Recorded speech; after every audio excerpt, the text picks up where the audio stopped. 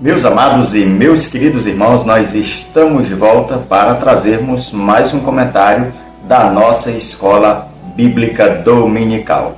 Lembrando aos irmãos que nós já chegamos ao final do terceiro trimestre. Já vamos aí, portanto, na próxima semana entrar aí no quarto trimestre.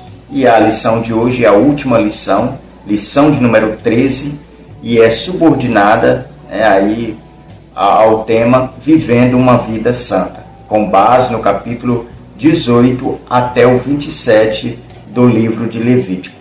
Nesta lição de hoje, nós vamos aprender acerca de algumas festas que fazia parte de toda, vamos dizer que a lei cerimonial da nação dos hebreus relatadas aqui nesses capítulos. A semana passada a gente aprendeu sobre a lei da expiação, a gente aprendeu algumas lições e nesta semana nós vamos estudar pelo menos 6 festas. 6 festas que eram festas aí realizadas uma vez por ano aí pela nação dos hebreus. A gente vai ver que cada uma dessas festas era aí um tipo do que Cristo ia fazer literalmente. Todas elas apontavam ou estava direcionada para a pessoa de Cristo. É isso que a gente vai aprender no decorrer desta lição. Então, antes de nós passarmos aqui aos nossos objetivos, eu quero só lembrar você que, se é pela primeira vez que você está aqui neste canal assistindo esses vídeos, não se esqueça de se inscrever, deixar um like e deixar também um comentário, para que assim a gente possa chegar mais adiante. Queremos também agradecer os irmãos que fazem parte do nosso grupo no WhatsApp e que ali com certeza a gente tem trocado informações e tem recebido informações adicionais para assim a gente ir mais bem preparado para a nossa Escola Bíblica Dominical. Então que Deus abençoe a todos os irmãos que estão nos grupos e aqueles que tiverem interesse, só deixar aqui nos comentários que a gente procura uma forma de lhe passar o link para que você possa também ter acesso ao nosso grupo de estudo no WhatsApp. Lembrando aos irmãos que, como essa lição é a última lição desse trimestre, nós precisamos, antes de dar prosseguimento nessa videoaula, lembrar que a lição que nós vamos estudar no próximo trimestre é com base no Evangelho de Marcos. Então você aí já prepara o coração, porque eu creio que ela será boa assim como essa. Porque até aqui a gente pode abrir a nossa boca e dizer que temos aprendido mais do Senhor. Então, nesta lição, falando sobre uma vida santa, é um assunto que a gente precisa destacar, que é atual e também é necessário, e ao mesmo tempo urgente, porque Jesus ele virá buscar uma igreja que tem uma vida santa. E nós vamos ver que a nossa forma de nos santificar é diferente da forma aqui que os hebreus utilizavam ou eram instruídos a fazer, conforme aqui essa seção de capítulo do 18 até o 27. A gente vai ver que a nossa santificação ela não vai ser mais com base nestas festas cerimoniais aqui do capítulo 18 ao 27. Mas estas festas, todas elas vão ter o fiel cumprimento literal, cabal, no sacrifício de Jesus, na vida de Jesus, na ressurreição de Jesus, e a gente vai ver que todas elas Cristo já cumpriu. Então, não é necessário nós festejarmos ou comemorarmos estas festas como a nação dos hebreus festejavam ou comemoravam, porque era só um tipo do que Cristo seria para as nações, para a humanidade. Então, os nossos objetivos. O primeiro objetivo é desejar uma vida santa. O segundo, praticar os princípios da palavra. E o terceiro, perceber os privilégios que temos em Cristo. E aqui a gente vai dizer aos irmãos, diante dos objetivos, que nós, como tendo uma vida santa, nós precisamos viver nessa prática diária, cotidiana, acerca dos princípios da palavra de Deus. Porque princípio nós não quebramos. E ainda mais quando esses princípios eles são extraídos, têm a sua origem na palavra de Deus, que a palavra de Deus para nós, ela é a nossa bússola, ela é quem nos rege, é a nossa, vamos dizer que é a nossa base, para que nós venhamos ter um crescimento quando se trata de santidade, de santificação. Nós vamos aprender com a palavra de Deus. Então, os privilégios que nós temos em Cristo, esses nós não podemos abrir mão, nem fazer concessão.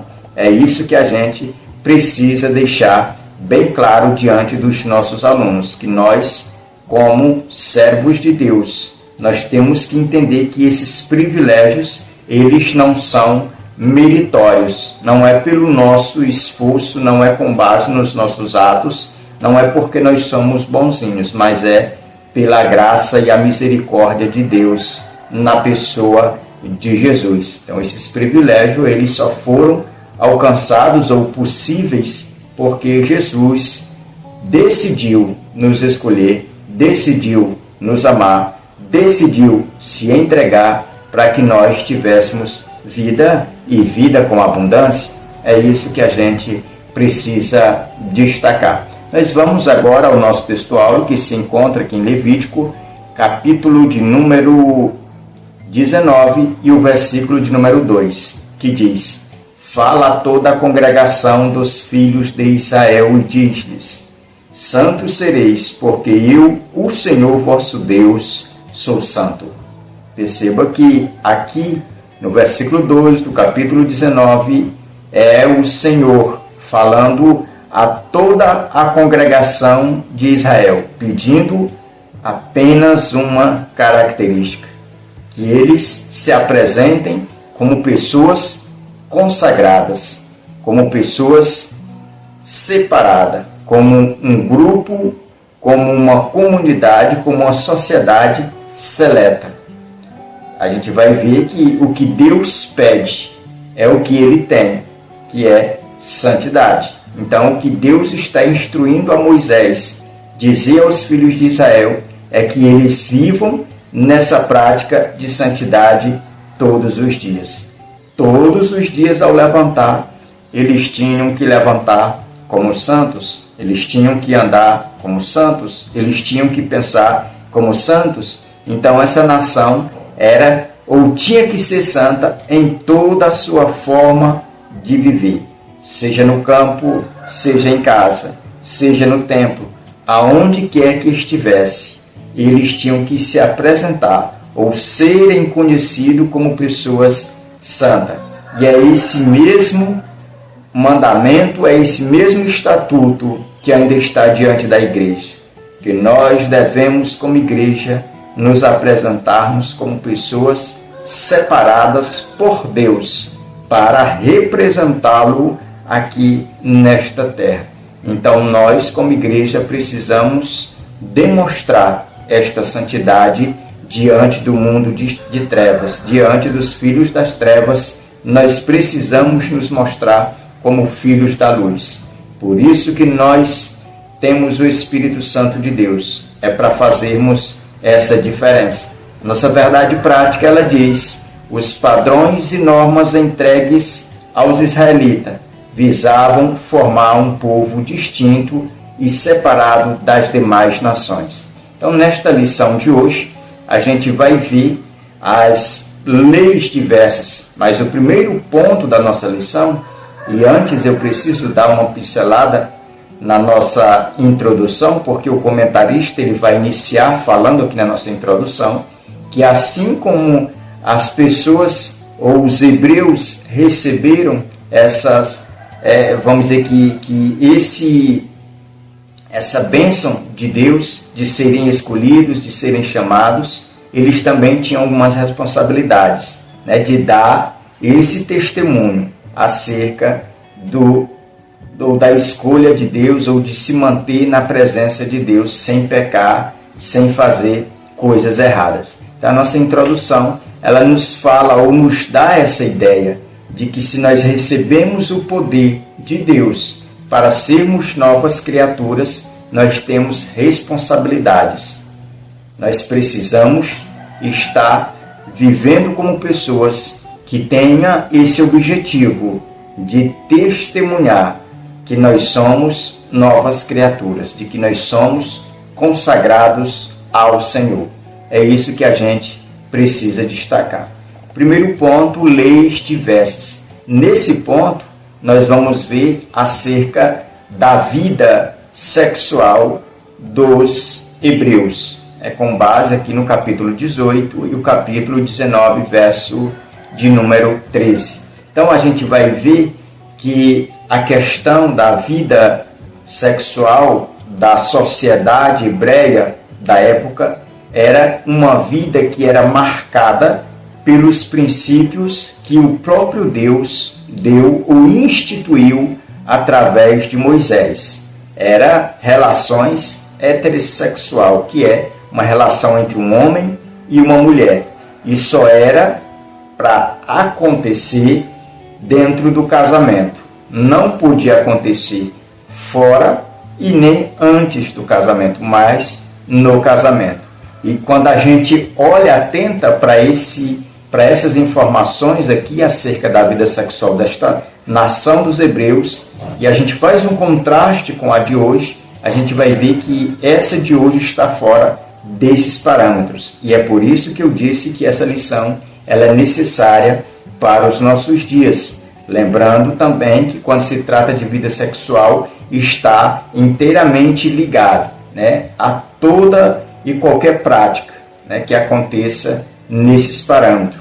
Então, aqui a gente vai ver que Deus, ele condena essas relações entre pessoas do mesmo sexo, entre pessoas que não são cônjuges. Então, tudo isso é algo que Deus vem condenando, não é de hoje, não é de agora, mas muito antes. Então, se havia uma diferença, o povo tinha que fazer essa diferença até nessa vida sexual, porque eles tinham que ser diferentes das outras nações, diferente da sua circunvizinhança. Então, a gente precisa entender que um cristão nos dias de hoje, assim como os hebreus, eles não podem ter essa depravação, essa falta de moral na área sexual, mas tem que dar o exemplo. E é isso que a gente precisa destacar nesta lição. Segundo tópico, o perigo da idolatria. Aqui a gente percebe, com base no versículo 19, capítulo 19, o versículo 4, que a idolatria era um inimigo que era invisível, mas se manifestava através de imagens, através de exemplos que era copiada das nações vizinhas. E hoje, na atualidade, a gente percebe que tem ganhado espaço esses movimentos que têm como alvo ou objetivo a questão da idolatria. Hoje a gente precisa entender que a idolatria não é só simplesmente fazer como alguns católicos fazem, se curvam diante de estátuas, ou até mesmo pessoas de outras religiões se curvam, como por exemplo os budistas, diante de uma estátua de Buda. Não, a idolatria é tudo que ocupa o espaço de Deus na sua vida. Então a gente precisa destacar que a idolatria é tudo aquilo que tira Deus de cena e se coloca no lugar de Deus no centro da sua vida. E a gente percebe que muitas pessoas hoje, elas colocaram algumas coisas no lugar de Deus, dando lugar ou idolatrando. Uns é a distração, passa o tempo distraído e acaba tirando Deus e colocando distrações. E dentro desse espaço, da questão da distração, entra muita coisa, entra rede social, entra celular, entra muitas ocupações que não geram frutos. E é isso que a gente é confrontado nesses dias. É que nós precisamos entender que tudo que tira Deus do primeiro lugar da nossa vida é idolatria. Lembra o que Jesus falou aos seus discípulos lá em Mateus? Para a gente pegar ou buscar em primeiro lugar o reino de Deus e a sua justiça, e as demais coisas, elas seriam acrescentadas. Então, quando nós pegamos algo que é secundário e colocamos no lugar do primário, e tiramos o primário e colocamos como secundário, lá no final da fila, isso é idolatria, é condenável diante de Deus. É a mesma forma que os hebreus faziam, ao se dobrar diante de um bezerro de ouro, a adaptar dentro da sua cultura a porta para falsos deuses como Azera, como Baal, como Mamon. Todos esses tipos de adoração é idolatria, e nenhum idólatra ele pode entrar no reino dos céus. Ponto de número 3, o tópico 3, as leis sociais. Aqui a gente vai ver que a sociedade dos hebreus, elas eram regidas com uma constituição criada pelo próprio Deus. Moisés, ele foi o interventor, ele foi aquele mediador que trouxe de Deus e apresentou ao povo essas leis sociais. Então a gente vai ver que a nação dos hebreus, eles eram diferentes. Eles eram pessoas que eram conhecidos a quilômetros de distância por causa desse comportamento, por causa dessas leis que regiam as suas vidas. E a gente vai ver que essas leis que regiam a sociedade dos hebreus eram leis que eram imutáveis, porque tinham como base o decálogo. E o decálogo, o apóstolo Paulo vai dizer lá em Romanos capítulo 7, que a lei de Deus ela é boa, perfeita, ela é santa e espiritual. Então a gente vai ver que todas essas leis sociais, elas tinham origem, elas tinham saído desse decálogo. Então todas elas eram dignas de serem aceitas. Era difícil para alguém cumprir essas leis? Era, mas tinha que cumprir, porque essas leis, elas tinham o objetivo de levar ou de preparar o homem para Cristo, para encontrar o período da graça. É isso que a gente destaca aqui nesse tópico. Segundo ponto da lição, acerca das festas judaicas. É nesse ponto que a gente vai ver aqui as 6 festas que o comentarista vai destacar para nós. E a gente precisa destacar que não existia só essas 6, mas ele vai apresentar aqui só essas 6, porque já apresentou uma semana passada, que a gente já falou aqui, que é a lei da expiação. Aqui a gente vai iniciar falando sobre a Páscoa. A Páscoa ela foi uma festa muito importante para os hebreus. A gente vai ver que o início, a origem dela, vai ser ainda lá no Egito, quando Deus vai dar uma ordenança a Moisés para que os filhos de Israel ali, eles pegassem um cordeiro de 1 ano aproximadamente, matasse, comesse, sem quebrar nenhum osso. Tudo isso apontando para Cristo, para o que Cristo passaria na cruz do Calvário, aonde ele daria a sua carne para ser rasgada. E as pessoas que rasgavam, ou seja, essa carne era um símbolo de alimentação para a humanidade. O sangue dos animais que morreram ainda no Egito, que passavam nos portais da porta, da mesma forma no Novo Testamento ele foi passado. Ali o sangue de Cristo foi derramado para purificação, para remissão de pecados, porque Cristo ele era o Cordeiro Pascual, ele era o Cordeiro de Deus. Então a festa da Páscoa ela foi cumprida literalmente na pessoa bendita de Jesus. Havia também na Páscoa a questão dos pães, que eram sem fermento, que dá a ideia de que o povo eles tinham que estar despido de todo pecado, de toda mentira, de toda contaminação, de toda imoralidade, de toda abominação. Da mesma forma era quando Cristo ele foi apresentado. Nele não encontrou nenhuma mancha, nenhum pecado, nenhuma mácula. Ele foi dado como inocente, mas ele foi, pagou o preço, não abriu a sua boca para reclamar. E então a gente viu o cumprimento fiel na Páscoa. A festa dos pães asmos é outra festa que ela está emaranhada com a Páscoa, que a gente vai perceber que acontece a Páscoa e dando prosseguimento entre os pães asmos, que é 7 dias depois da Páscoa. Então essas festas elas estão interligadas, né? Aí depois, aqui no tópico 2, a gente vai falar sobre a festa das primícias, que essa festa ela também vai ser cumprida na pessoa de Cristo.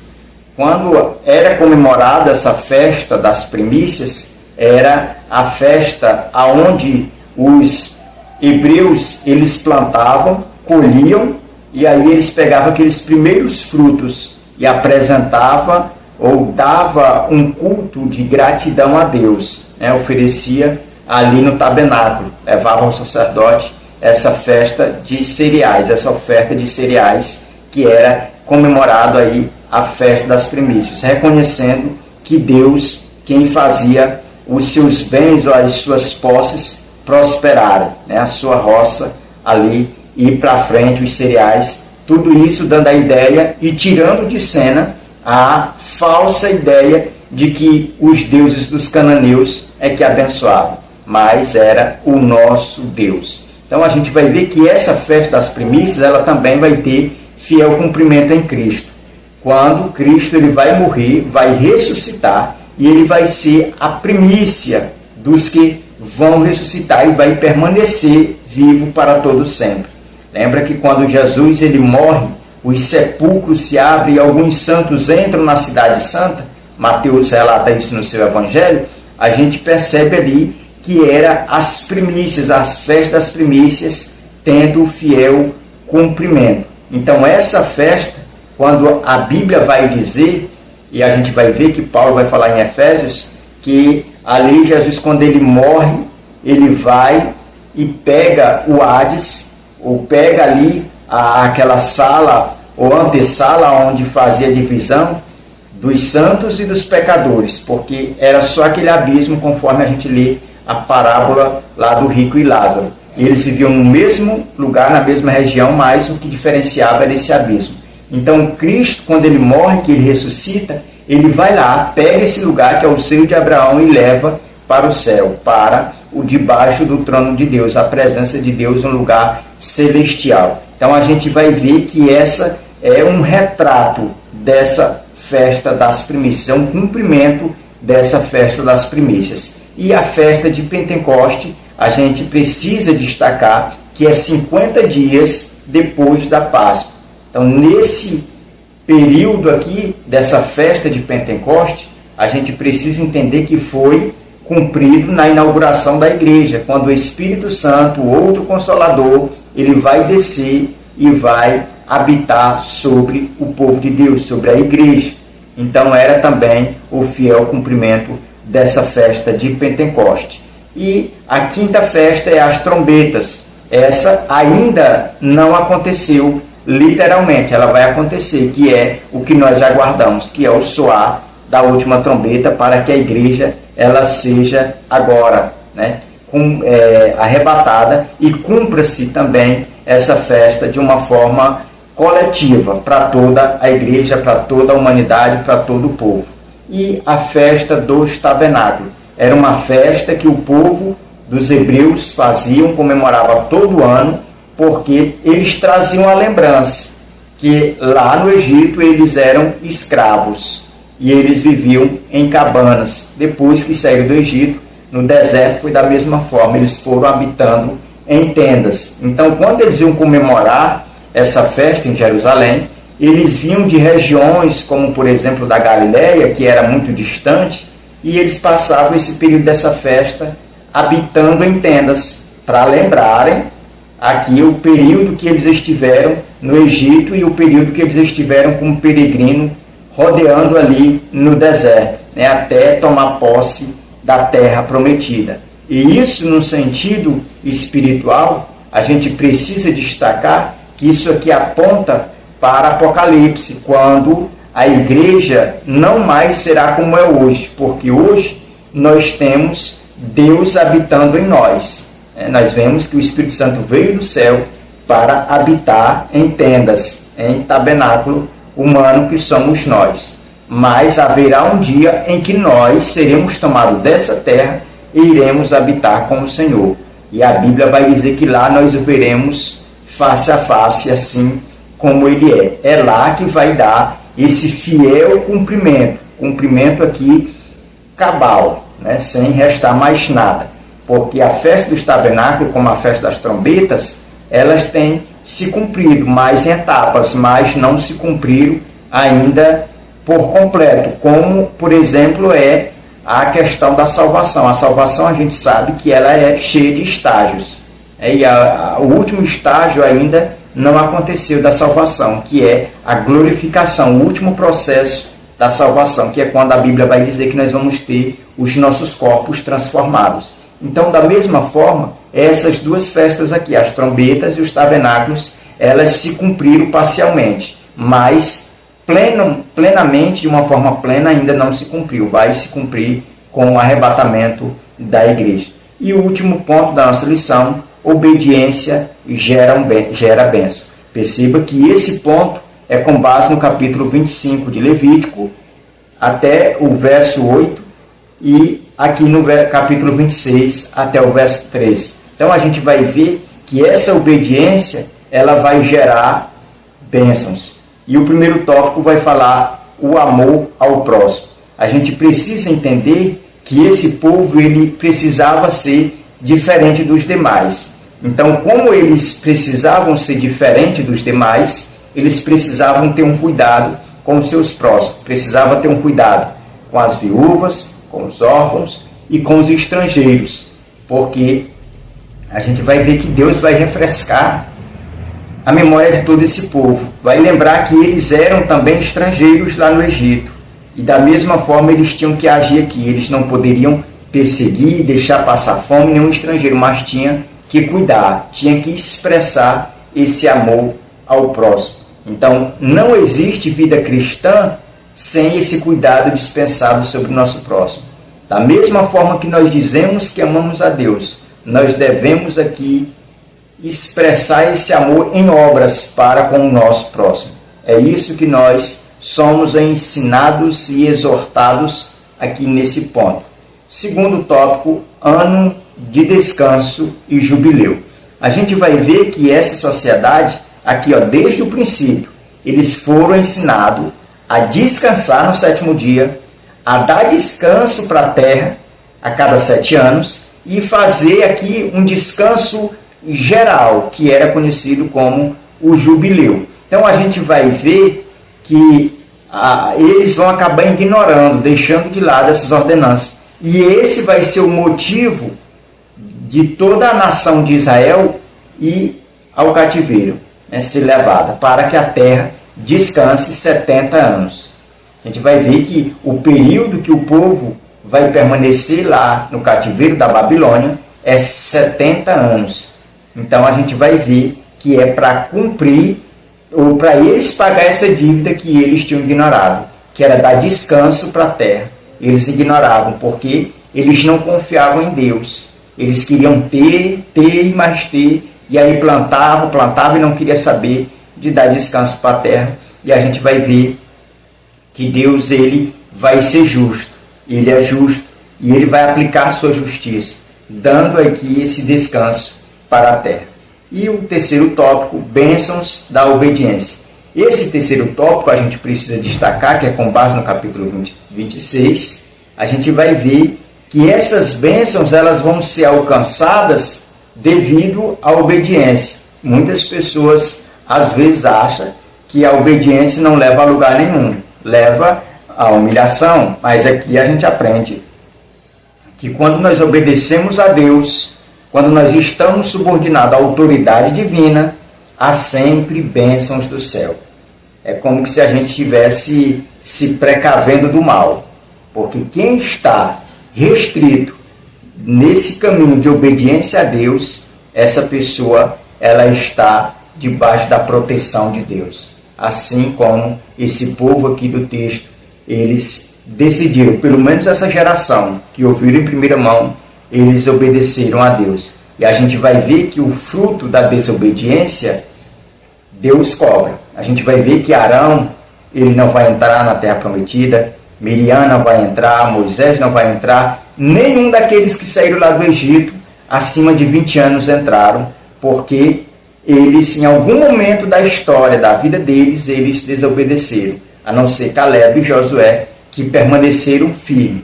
Quando a nação inteira estava duvidando que Deus ia dar a terra prometida, eles foram os únicos, que disseram: pode nos matar, mas nós vamos confiar em Deus. Nós cremos que Deus, Ele vai nos dar essa terra.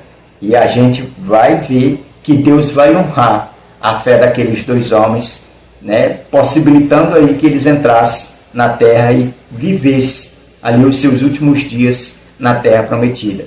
Que Deus abençoe. Até o nosso próximo trimestre, em nome de Jesus.